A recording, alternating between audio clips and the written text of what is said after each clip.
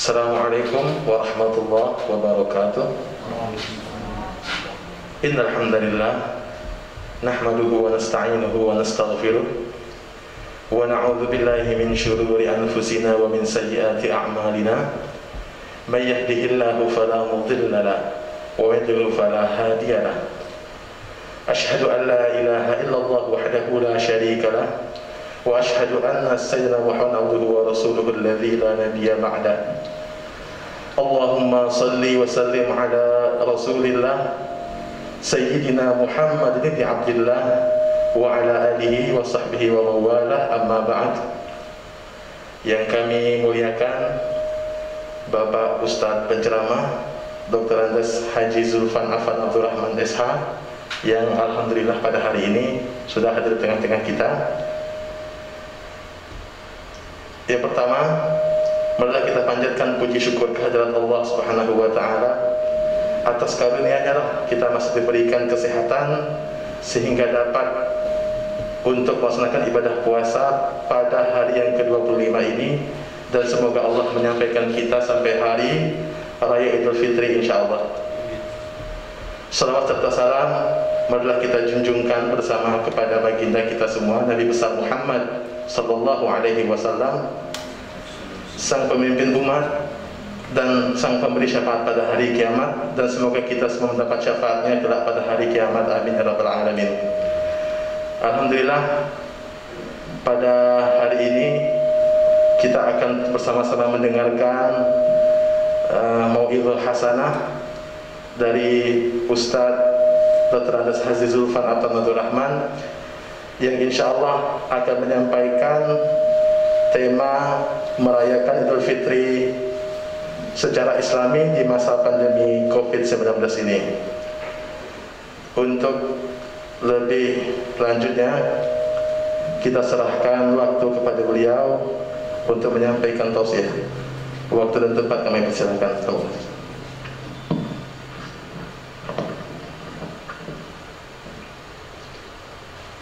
Bismillahirrahmanirrahim. Assalamualaikum warahmatullahi wabarakatuh. Hamdan wa syukran lillah, salatan wa salaman ala rasulillah wa ala alihi wa sahbihi wa mawala, amma ba'd. Bapak Kakanwil Kementerian Agama Provinsi Kalimantan Barat yang dirahmati oleh Allah Subhanahu wa taala, Bapak Kepala Bidang Penais Zawa beserta seluruh pejabat dan keluarga besar Kanwil Kementerian Agama Provinsi Kalimantan Barat, hadirin dan hadirat, as-shaimin dan shaimat, kaum muslimin dan muslimat dimanapun saudaraku berada, yang dirahmati oleh Allah, insya Allah dirahmati dunia dan akhirat. Alhamdulillah,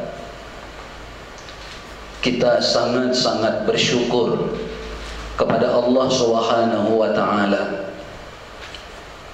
Allah yang sudah begitu banyak memberikan berbagai karunia dan anugerah kepada kita.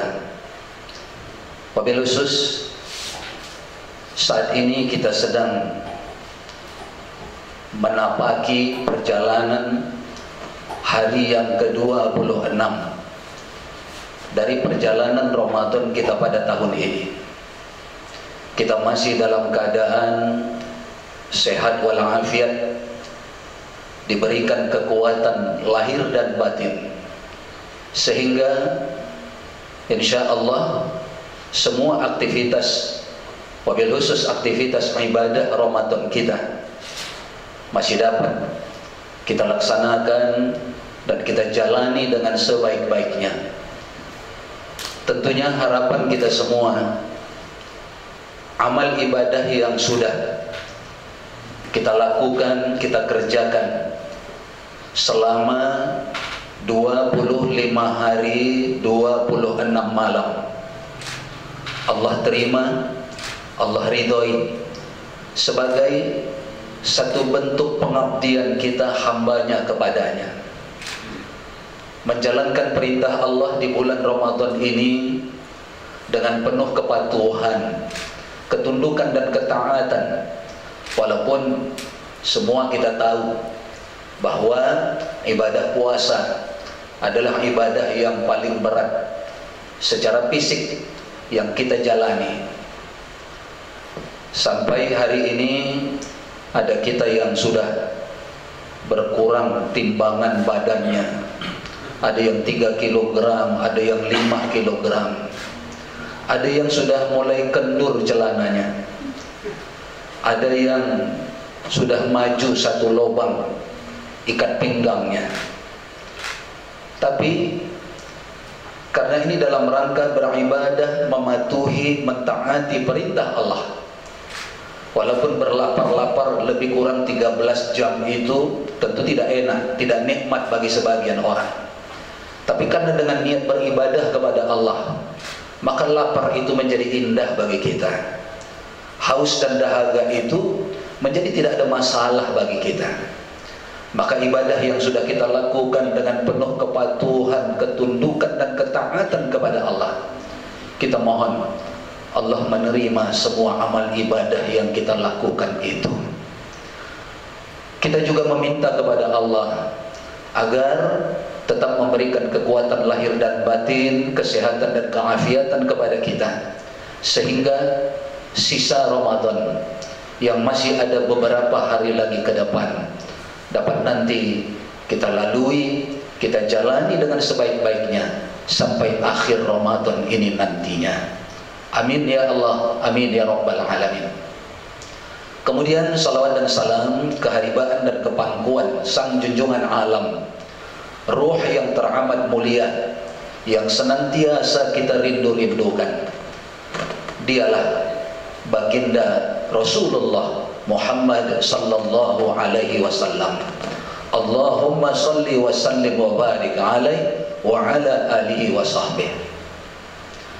Bapak dan Ibu, hadirin dan hadirat kaum muslimin dan muslimat dimanapun saudaraku berada yang dirahmati oleh Allah Subhanahu wa ta'ala. Alhamdulillah, saya berterima kasih kepada Bapak Kakanwil, kepada Bapak Kabid Penais Zawad yang memberikan kesempatan berharga ini kepada saya untuk menyampaikan tausiah di penghujung Ramadan kita ini, dengan harapan tentunya apa nanti yang saya sampaikan bermanfaat untuk kita semua, termasuk untuk diri saya secara pribadi, bermanfaat bahkan tidak hanya untuk di kehidupan dunia kita saja, tapi semoga terbawa manfaatnya sampai di kehidupan akhirat kita kelak insya Allah.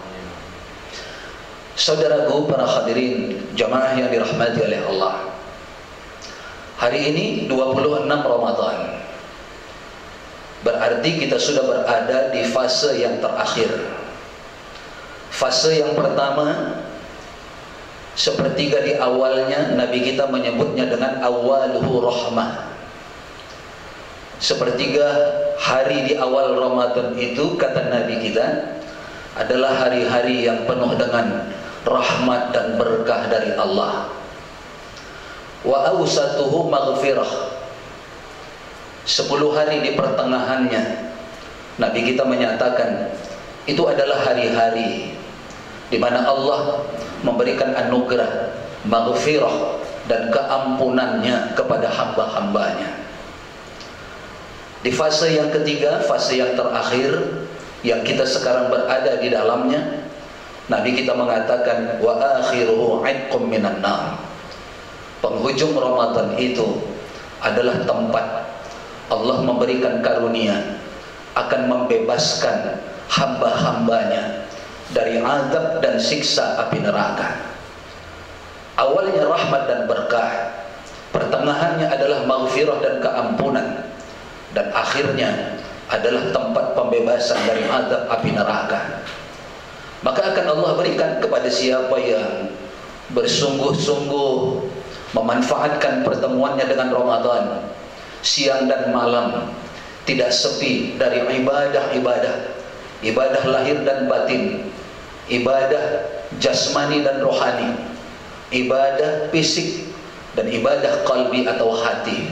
Maka mereka inilah, insyaallah mudah-mudahan kita pun termasuk di dalamnya, orang-orang yang akan mendapatkan rahmah barokah dari Allah, kemudian maghfirah dan keampunannya, serta kita sedang berusaha untuk mendapatkan pembebasan dari api neraka sebagai anugerah dari Allah di penghujung Ramadan. Karena kita sudah di penghujung, saudaraku para hadirin, kaum muslimin dan muslimat dimanapun saudaraku berada, Ramadan akan segera pergi meninggalkan kita.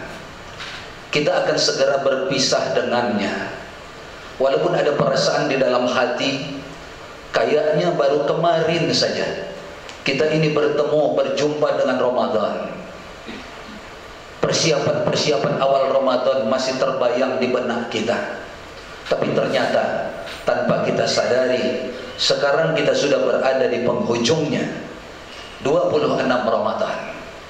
Maka dia akan pergi meninggalkan kita, kita akan berpisah dengannya. Kita tidak tahu apakah kita akan bertemu lagi dengannya di tahun yang akan datang. Walaupun kita tetap bermohon dan berharap kepada Allah, Allah pertemukan kita kembali nantinya. Karena kita sadar betul 25 hari 26 malam Ramadan ini kita lewati dan kita lalui, tentu belum maksimal kita manfaatkan dia dengan sebaik-baiknya. Terkadang ada lengah, terkadang ada lalai, terkadang ada lupa, sehingga kadang-kadang di penghujung Ramadan seperti ini muncul secercah penyesalan di lubuk hati sanubari kita. Kenapa hari-hari itu terlewatkan begitu saja oleh kita? Namun kita masih punya beberapa hari lagi ke depan, terutama di penghujung Ramadan. Ada THR Ramadan yang Allah berikan. Apa itu? THR Ramadan itu adalah karunia Lailatul Qadar. Malam ini malam ke-27. Peluangnya itu sangat besar sekali. Hadis Nabi mengatakan peluang Lailatul Qadar itu di malam-malam selikur, malam-malam likuran, malam-malam ganjil di penghujung Ramadan. Tapi Al-Imam Al-Ghazali dari malam-malam ganjil itu beliau lebih berfokus lagi pada malam ke-27 Ramadan. Maka jika malam hari ini adalah malam Lailatul Qadar dan kita menemukannya, atau bisa jadi malam besok, malam lusa, atau bisa jadi malam-malam yang lalu yang sudah kita lalui, maka janji Allah kepada kita khairum min alfi syahrin. Kita menemukan satu waktu, satu malam yang keutamaan dan kebaikannya melebihi dari 1000 bulan. 1000 bulan lebih kurang 83 tahun 4 bulan. Siapa yang menemukannya kemarin atau yang menemukannya nanti malam, maka jika dia sholat di malam hari ini, dia seperti sholat selama 83 tahun 4 bulan. Siapa yang memperbanyak membaca Al-Quran pada malam hari ini, maka dia seperti membaca Al-Quran lebih dari 83 tahun 4 bulan. Siapa yang bersedekah, menunaikan zakatnya, lalu mengeluarkan sedekah-sedekahnya pada malam hari ini, maka dia seperti berzakat dan bersedekah selama lebih dari 83 tahun 4 bulan. Mari kita raih keutamaan-keutamaan di penghujung Ramadan, karena Ramadan ini tidak seperti batang tebu yang semakin ke ujung semakin tawar, semakin ke ujung semakin tidak berasa apa-apa. Tapi Ramadan ini justru tempat manisnya itu adalah di penghujungnya. Oleh karena itu, saudaraku kaum muslimin dan muslimat dimanapun saudaraku berada, mari kita manfaatkan dengan sebaik-baiknya sisa-sisa Ramadan kita yang masih ada beberapa hari lagi ke depan. Setelah itu, saudaraku yang dirahmati oleh Allah, Ramadan akan pergi dan berlalu meninggalkan kita, maka Idul Fitri pun akan menyambut kita. Bahkan kita pun sudah ada yang bersiap-siap menyambut kedatangan hari raya Idul Fitri itu. Hari raya Idul Fitri adalah merupakan karunia dari Allah untuk orang-orang yang sudah berhasil berjuang selama 1 bulan di bulan Ramadan. Bulan Ramadan dia jadikan sebagai bulan pensucian. Dia sucikan hartanya lewat zakatnya. Dia sucikan badannya lewat ibadah puasanya. Dia sucikan qalbi dan hatinya lewat ibadah-ibadah malamnya, lewat ibadah-ibadah tilawah Al-Qur'annya. Maka orang yang sudah berhasil mensucikan dirinya, mensucikan hartanya, mensucikan qalbi dan hatinya, maka dialah nanti yang akan mendapatkan tiket Idul Fitri. Kembali kepada fitrah. Kembali kepada fitrah. Kembali kepada fitrah apa kita? Nabi SAW dalam hadis yang lain menyatakan, kullu mauludin yuladu alal fitrah. Tiap-tiap anak itu dilahirkan dalam keadaan fitrah, suci, bersih, putih, seperti kertas yang tidak bernoda sedikit pun, setitik pun tidak ada noda yang ada pada dirinya. Maka orang yang berhasil mensucikan hartanya lewat zakatnya, kemudian mensucikan badannya lewat ibadah puasanya, lalu mensucikan qalbi dan hatinya lewat ibadah-ibadah Ramadan lainnya, maka dialah yang akan menemukan Idul Fitri itu. Kembali kepada fitrah. Dia akan kembali seperti dia ketika bayi baru dilahirkan oleh orang tuanya. Semua noda dan dosa yang pernah dia lakukan di masa lalunya itu diampuni oleh Allah dengan yang kita sebutkan tadi, ausatuhul maghfirah. Bulan Ramadan itu adalah bulan pengampunan. Maka dari itu, jemaah yang dirahmati oleh Allah, rayakan Idul Fitri dengan mencerminkan ajaran-ajaran agama kita. Rayakan Idul Fitri dengan Islami. Kita harus berjuang walaupun di masa pandemi virus corona ini. Kita bersyukur karena perilaku-perilaku, perbuatan-perbuatan yang selama ini sering kita lihat, perbuatan mubazir, membuang-buang uang dengan bermain mercon, dengan membakar kembang api, dengan lain-lain sebagainya. Di masa akhir Ramadan, di masa pandemi ini terlihat memang berkurang. Tapi harus kita pastikan, mari kita rayakan Idul Fitri tanpa kembang api. Mari kita tinggalkan Ramadan tanpa mercon. Kita cegah anak-anak kita, jangan ada yang bakar-bakar lilin, apalagi di masa susah seperti ini. Itu perbuatan mubazir. Jangan membakar-bakar sesuatu yang harganya begitu mahal. Apalagi kalau sudah tidak mampu menerima bantuan 600.000, uang itu diberikan pula untuk beli mercon, beli kembang api, beli lilin dan lain-lain sebagainya. Maka itu sesuatu yang amat tercelalah dalam pandangan Allah Subhanahu wa taala. Cerminkan bahwa kita sudah mensucikan diri kita dengan ibadah Ramadan kita, lalu kita tinggalkan Ramadan dengan jiwa yang sudah suci dan bersih, maka itulah yang disebut dengan Idul Fitri. Maka jangan kotori dia lagi dengan perilaku-perilaku yang tidak sesuai dengan tuntunan agama, apalagi di masa prihatin seperti ini. Semua kita harus berhemat. Hemat-hemat saudaraku yang dirahmati oleh Allah. Hemat-hemat. Kita tidak tahu ini pandemi ini berapa lama lagi. Nanti kalau kita boros-boros, mubazir, ternyata kita gunakan dengan sia-sia dan percuma semua rezeki dari Allah, maka bisa jadi belakang hari nanti kita menjadi orang yang paling susah, yang paling gelisah, karena pandemi ini tidak juga reda. Maka dari itu berhemat-hemat, jaga diri dengan sebaik-baiknya, jaga anak-anak kita. Jangan ada yang bermain kembang api, main mercon, main meriam dan lain-lain sebagainya. Selain itu tidak Islami, itu juga perbuatan mubazir.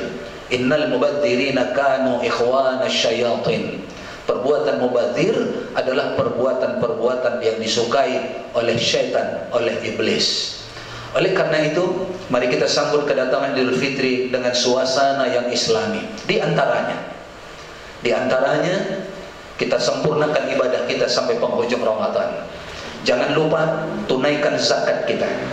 Kalau zakat fitrah saya tidak khawatir karena murah, hanya 2,5 kilogram beras, hanya sekitar 20, 25, 30 sampai 35 sesuai dengan tingkatan beras yang kita konsumsi selama ini. Maka untuk zakat fitrah saya tidak khawatir.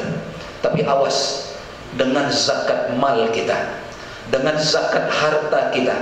Dari harta yang selama ini kita punya, dari harta yang selama ini kita simpan, kemudian dari penghasilan yang selama ini kita dapatkan, baik penghasilan kita sebagai petani, baik penghasilan kita sebagai pekebun, orang-orang yang punya kebun sawit, kebun karet, kebun langsat dan lain sebagainya. Jangan lupa ada zakatnya di sana, zakat perkebunan. Orang-orang yang selama ini beternak ikan yang mahal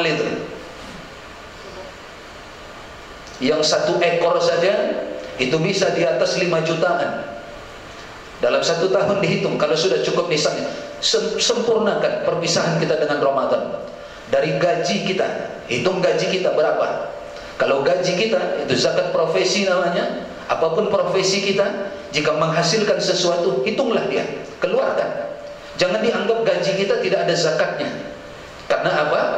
Karena perbandingan kiasnya itu petani yang kerjanya di sawah, bergelimang lumpur, berjemur di panas, tapi setiap kali dia panen ada kewajiban zakat yang dia keluarkan. Sementara kita berteduh di gedung yang sejuk karena ber-AC, tidak terpapar matahari, kemudian kita tidak bergelimang di lumpur, tapi kita duduk di kursi, duduk di meja. Sementara gaji kita kalau dihitung melebihi dari panennya padi, panennya para petani tersebut. Kalau mereka saja diwajibkan mengeluarkan zakat, apalagi kita. Maka para dokter, para ASN, TNI, Polri, apapun yang selama ini menjadi tempat kita bekerja, berikhtiar, berusaha dan itu mendatangkan hasil, keluarkan zakat mal kita. Jangan lupa 2,5%. Kalau tidak, itu sama dengan kita memakan harta anak yatim yang dititipkan oleh Allah di harta kita. Itu sama dengan kita memakan harta fakir miskin yang Allah titipkan sama kita. 97,5% iya untuk kita, tapi 2,5%-nya itu milik para du'afa, para fakir, para miskin, orang-orang yang dhaif yang menjadi mustahik zakat kita. Tinggalkan Ramadan, tapi jangan lupa menunaikan zakat sebagai kewajiban kita. Lalu nanti di malam Lebaran, di malam Idul Fitri, rayakan dia dengan banyak-banyak bertakbir. Walitukabbirullaha ala ma hadakum.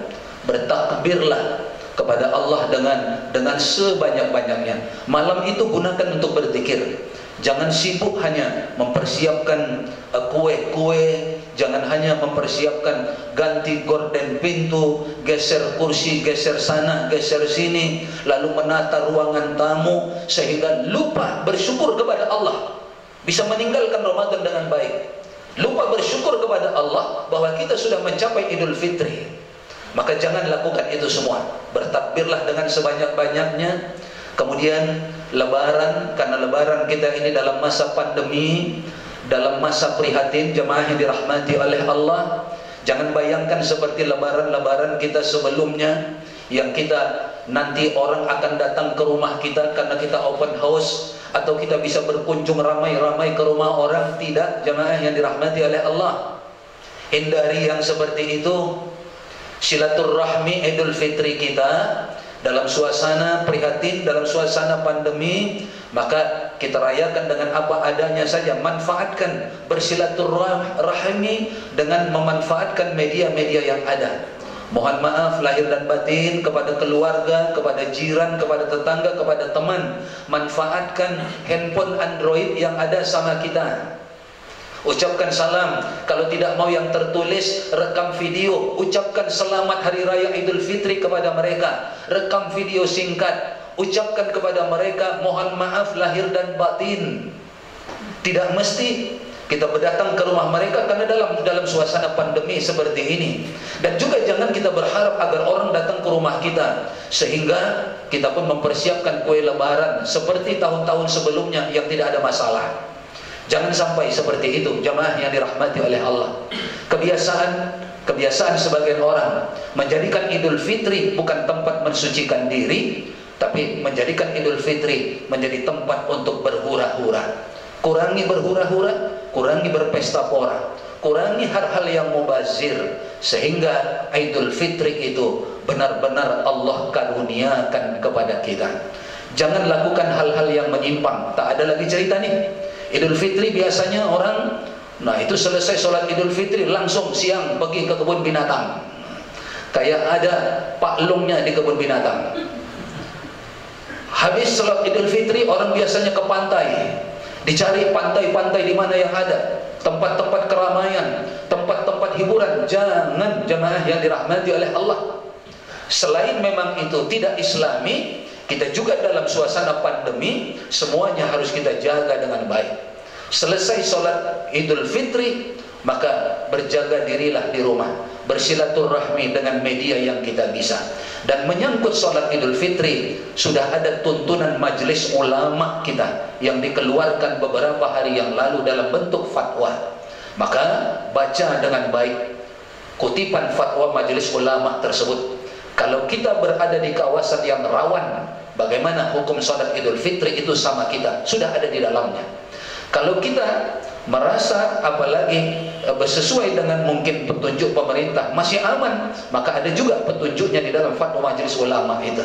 Bagi orang yang ditetapkan sebagai zona yang tidak aman, kurang aman, rawan penularan, maka majelis ulama juga sudah menfatwakan boleh sholat Idul Fitri di rumah.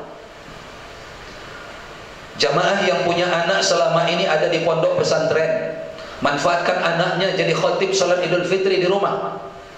Walaupun yang sholat itu hanya anggota keluarga yang utama, ayah, ibu, anak, bersaudara beberapa orang. Yang penting dalam fatwa majelis ulama itu, kalau sudah ada cukup 4 orang, maka boleh sudah melaksanakannya secara berjamaah di rumah. Anak kita suruh berkhutbah, dia sudah belajar di pondok pesantrennya,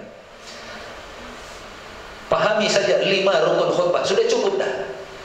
Nah, yang tidak diperbolehkan juga oleh fatwa majelis ulama, sholat Idul Fitri itu dilakukan secara munfarid, dilaksanakan sendiri saja di rumah, tanpa khutbah. Iya, tanpa khutbah.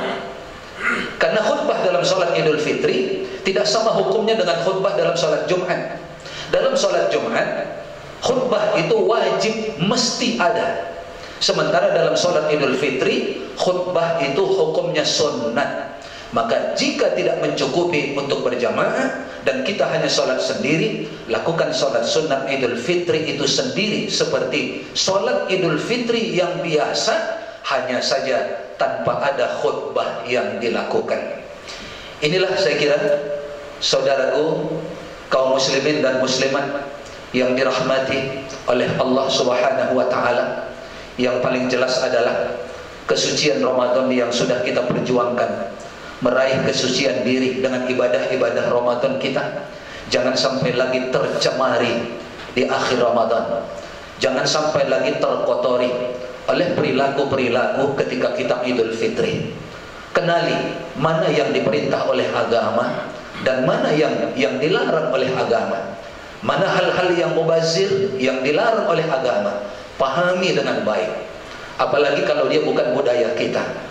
Main kembang api itu bukan budaya Idul Fitri, bukan budaya Islami.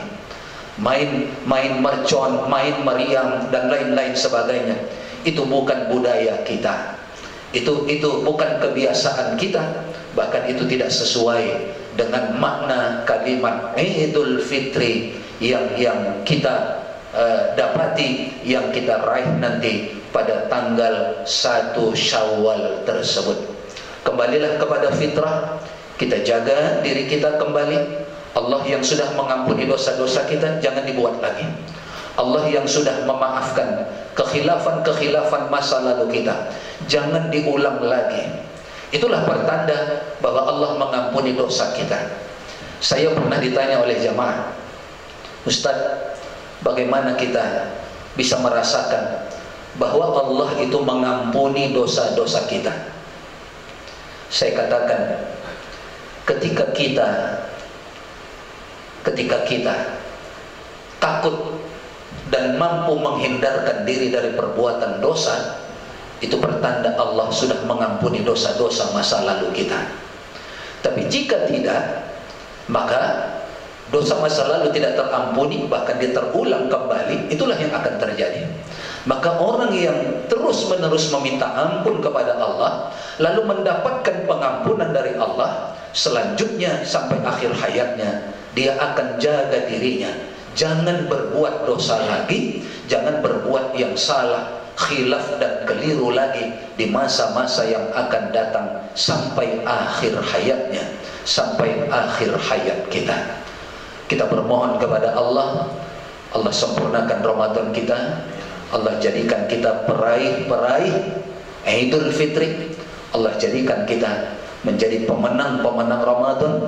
Allah hindarkan kita merayakan Idul Fitri itu dengan hal-hal yang menyimpang, dengan hal-hal yang dilarang, dengan hal-hal yang harusnya kita cegah berdasarkan yang diajarkan oleh agama kita. Kita raih Idul Fitri itu, kita bawa dia sepanjang hidup kita 11 bulan ke depan. 11 bulan ke depan kita jaga diri kita dengan sebaik-baiknya. Yang kita lakukan adalah pekerjaan-pekerjaan yang mendatangkan ridho dari Allah, mendatangkan pahala dari Allah. Kita cegah diri kita, kita hindarkan sedapat mungkin diri kita. Jangan ada lagi dosa-dosa baru kita di masa yang akan datang 11 bulan ke depan, sampai kita bertemu lagi dengan Ramadan 1442 Hijriah.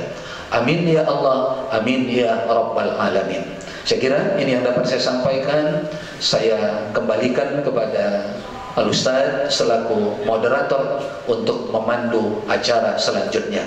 Sementara waktu saya akhiri dulu. Billahi taufiq wal hidayah. Wassalamualaikum warahmatullahi wabarakatuh. Waalaikumsalam warahmatullahi wabarakatuh. Alhamdulillah, luar biasa pemaparan dari Pak Ustaz Dr. Andes Haji Zulfan Afan Abdurrahman Esa ini. Dan saya rasa ini sudah banyak pertanyaan yang masuk Ustaz untuk bertanya dan ingin penjelasan dari Ustaz. Tapi sebelumnya kepada pemirsa yang ada di rumah yang ingin bertanya langsung kepada Ustaz, kami persilakan untuk mengisi pendapatnya atau komentarnya di kolom komentar Facebook Kanwil Kemenang Provinsi Kalimantan Barat yang ada di pojok sebelah kanan. Jika masih ada waktu, kami akan menampung semuanya. Tapi tidak ada waktu, kami akan menjawab langsung dan akan bertanya dengan Ustaz secara langsung. Ustaz, untuk pertanyaan pertama ini dari sebuah akun atas nama Petir Guntur Bumi ini. Beliau bertanya, mungkin tadi tidak mendengar Ustaz, bagaimana menyikapi kondisi saat ini sebagian umat Islam ini merayakan dengan petasan kembang api. Mungkin tadi sudah Ustaz jelaskan. Nah, yang kedua, ini pertanyaan beliau juga. Sebenarnya bagaimana menyikapi suasana malam takbiran ini? Ada di antara oknum-oknum orang Islam ini yang merayakannya untuk kepentingan pribadi. Misalnya dia ada istilah budaya nanggo itu Ustaz, yang biasanya di tengah kita ada budaya nanggo. Itu beliau nanya apa hukumnya. Nah, yang ketiga, ada juga pertanyaan, bagaimana cara menjaga keistiqomahan kita Ustaz di bulan Ramadan sehingga tetap berlanjut sampai setelah Idul Fitri. Mungkin itu pertanyaan yang pertama Ustaz. Kepada Ustaz kami silakan. Baik, pertanyaan dari penanya pertama berisi 3 pertanyaan. Yang pertama tadi sudah saya jelaskan, jadi tinggal diputar ulang saja nanti apa yang disiarkan langsung ini menyangkut tentang kembang api, mercon dan lain sebagainya. Itu bukan budaya kita, yang pertama. Yang kedua, itu perbuatan mubazir, membuang-buang uang, apalagi dalam suasana prihatin seperti ini. Cegah anak-anak kita, cegah keluarga kita, jangan sampai mereka melakukan itu semua. Atau yang lebih parah lagi, yang berbahaya, malah ayahnya pula yang membelikannya, malah emaknya pula sambil belanja membelikan kembang api, mercon dan lain sebagainya. Cegah mereka, jangan sampai. Kemudian yang kedua, menyangkut anak-anak yang pada malam itu membudayakan budaya tanggukan. Ini halus sekali, halus jemaah yang dirahmati oleh Allah. Bagaimana membedakan kita merasa berbesar hati bersedekah dengan anak-anak dengan membiasakan anak-anak menjadi pengemis, bermental peminta-minta. Ini tipis sekali. Maka dari itu harus benar-benar dengan jeli. Karena bisa jadi kebiasaan seperti ini itu menimbulkan mental yang tidak baik bagi si anak. Dia akan tumbuh berkembang menjadi orang yang suka bawa ya kotak-kotak amal, karena mereka nanti macam-macam itu. Ada yang bikin kaleng susu, ada yang dari kaleng kue dibikin seperti celengan, bahkan ada yang kurang puas dari kardus mie instan dia buat biar hasilnya banyak. Semakin kuat mental peminta-mintanya, maka semakin kreatif dia membuat tempat untuk meminta-minta itu. Nah, kalau jemaah setuju dengan saya, cegah juga anak-anak kita seperti itu. Saya alhamdulillah sejak kecil tidak saya biasakan anak saya seperti itu. Ketika malam lebaran seumur hidup mereka, itu anak-anak saya ada 4 orang. Tidak pernah mereka memegang mercon sekalipun. Tidak pernah mereka memegang kembang api. Tidak ada pernah terdengar suara petasan di rumah kita. Kenapa? Anak-anak itu kita biasakan seperti itu. Dan sampai hari ini, termasuk saya tidak izinkan mereka mengikut budaya-budaya bertakbiran sambil membawa tanggukan-tanggukan itu. Karena itu hanya akan membuat mental mereka menjadi mental tangan di bawah, membuat mental mereka menjadi mental peminta-minta. Maka jangan heran kalau sekarang banyak orang-orang dewasa yang kerjanya suka minta sana minta sini, ngemis sana ngemis sini. Itu jangan-jangan 10-15 tahun yang lalu memang tukang takbiran bawa apa namanya? Bawa kotak untuk tok takbiran tersebut. Nah, jadi saya katakan tipis sekali antara kita senang hati memberikan sesuatu kepada anak-anak dengan membiarkan anak itu tumbuh punya watak pengemis, punya mental tukang peminta-minta. Itu tipisnya setipis kulit bawang saja. Kita salah sedikit, mereka akan berubah menjadi peminta-minta. Kalau kita tidak salah, memang mereka menjadi orang-orang yang gemar bertakbir.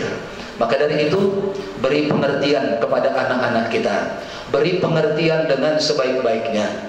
Bertakbirlah ikhlas semata-mata karena Allah. Bertakbirlah di masjid.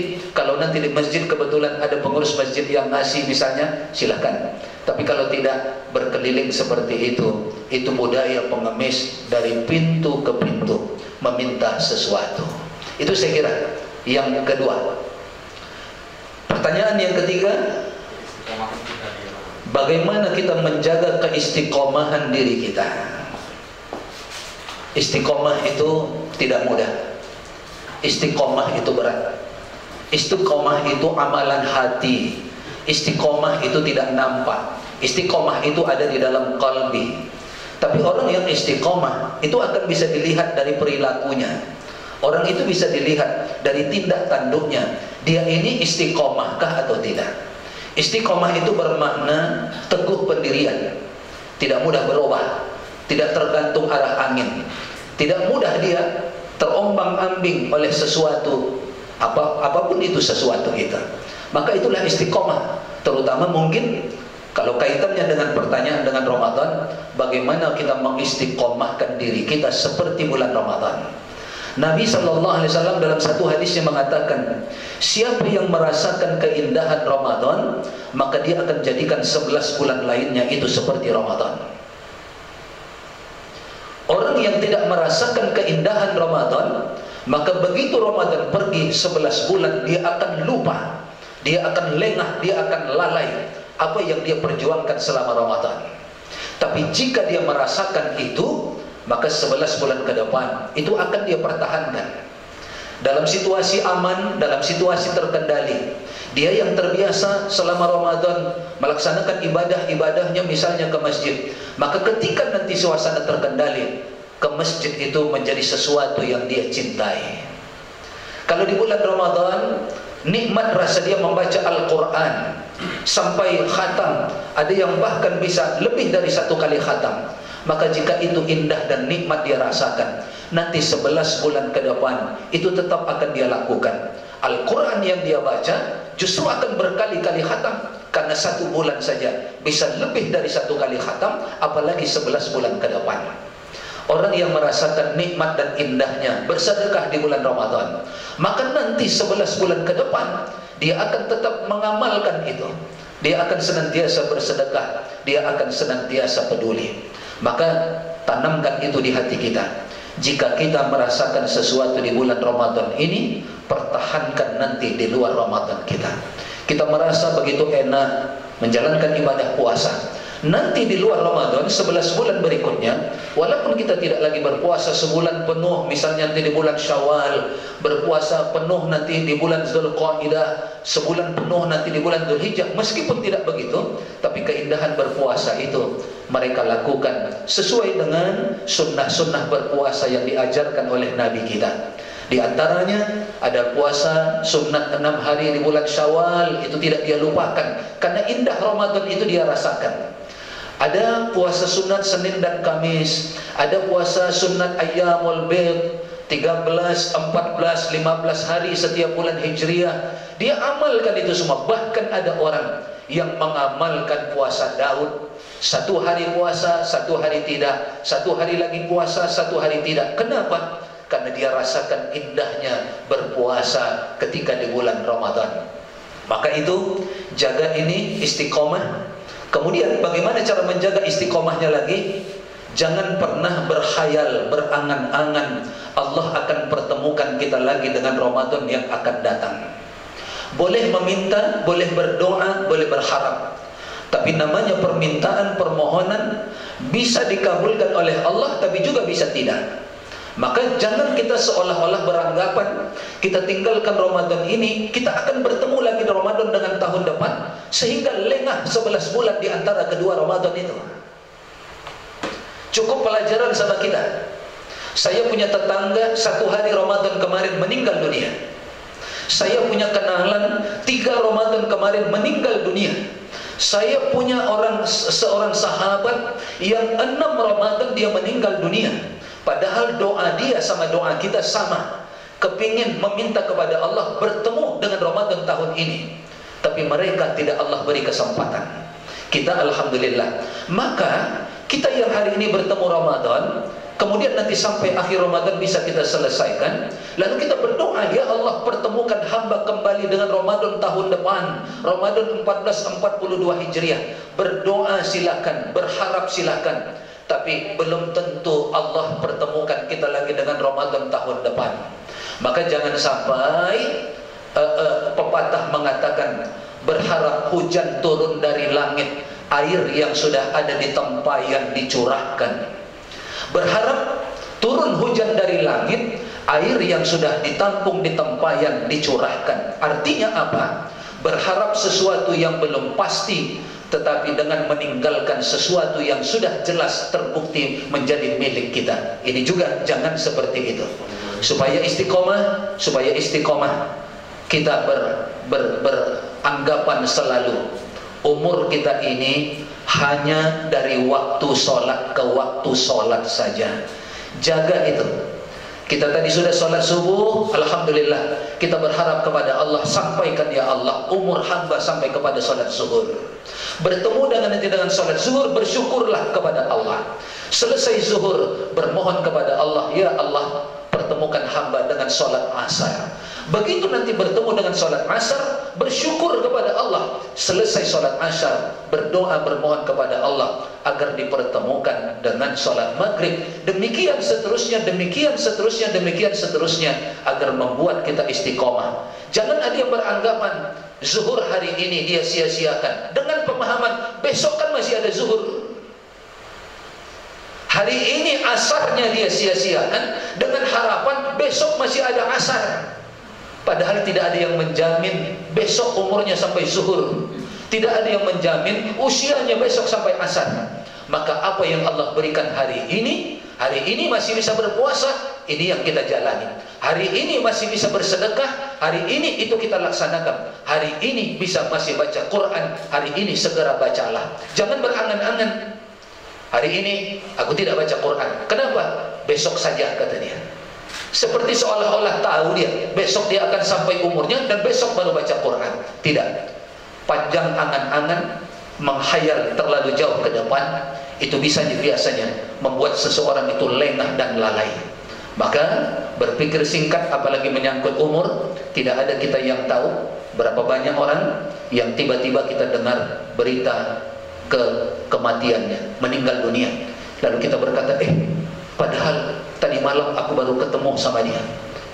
Padahal tadi subuh baru teleponan habis subuh. Padahal baru beberapa hari ketemu dia meninggal. Itu menandakan bahwa usia kita tidak ada yang tahu kapan akhirnya. Kematian tidak menunggu kita sakit. Kematian tidak menunggu kita lemah. Kematian tidak menunggu kita tidak berdaya. Kematian tidak menunggu kita miskin. Tapi kematian itu bisa datang kapan saja. Jadikan ini sebagai alat untuk mengistiqomahkan diri kita. Jangan-jangan kalau ini ku abaikan setelah ini, jangan-jangan umurku tidak ada lagi. Kalau kesempatan ini ku lalaikan, jangan-jangan tidak ada lagi kesempatan lagi. Insya Allah pemahaman dan keyakinan seperti itu akan membuat kita istiqomah dalam beribadah kepada Allah. Saya kira ini, silakan Ustaz.